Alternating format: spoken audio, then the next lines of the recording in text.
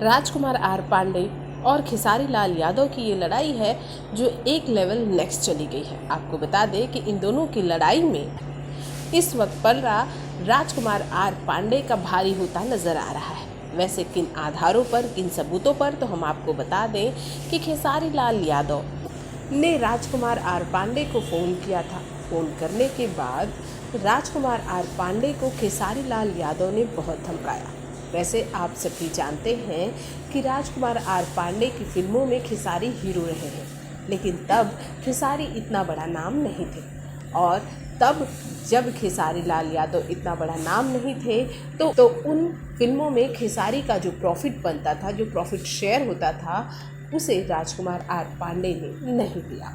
क्योंकि जब कोई नया स्टार रहता है, स्टैब्लिश नहीं रहता है, तो उसे प्रॉफिट शेयर नहीं दिया जाता है फिल्मों में।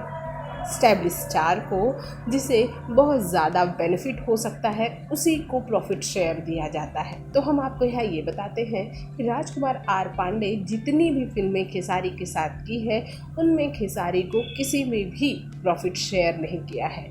और अब ये असल मुद्दा है। अब खेसारी उनसे अपने प्रॉफिट शेयर मांग रहे हैं, जो कि राजकुमार आर पांडे उन्हें देने से इनकार कर रहे हैं।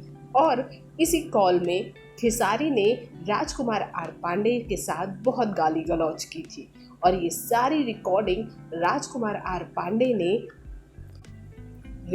कट और ये सारी बातचीत की रिकॉर्डिंग राजकुमार आर पांडे के पास है, जिसे उन्होंने सबूत के तौर पर खेसारी के खिलाफ यूज़ किया है। और खेसारी के ऊपर जो एफआईआर की है, खेसारी के साथ साथ उसमें 3 और लोगों के साथ भी एफआईआर दर्ज की गई है, जिसमें अखिलेश कश्यप, आर्या यादव और महबूब खान है।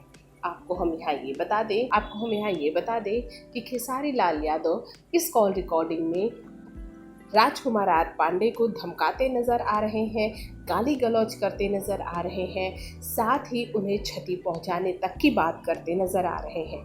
आपको हम यहाँ ये भी बता दें कि ये कॉल रिकॉर्डिंग तकरीबन 8 मिनट की है।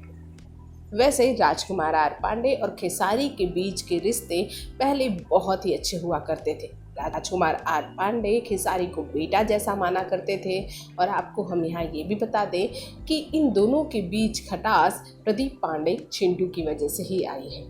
भोजपुरी जगत की हॉट और मसालेदार गॉसिप के लिए हमें सब्सक्राइब करना बिल्कुल न भूलिए।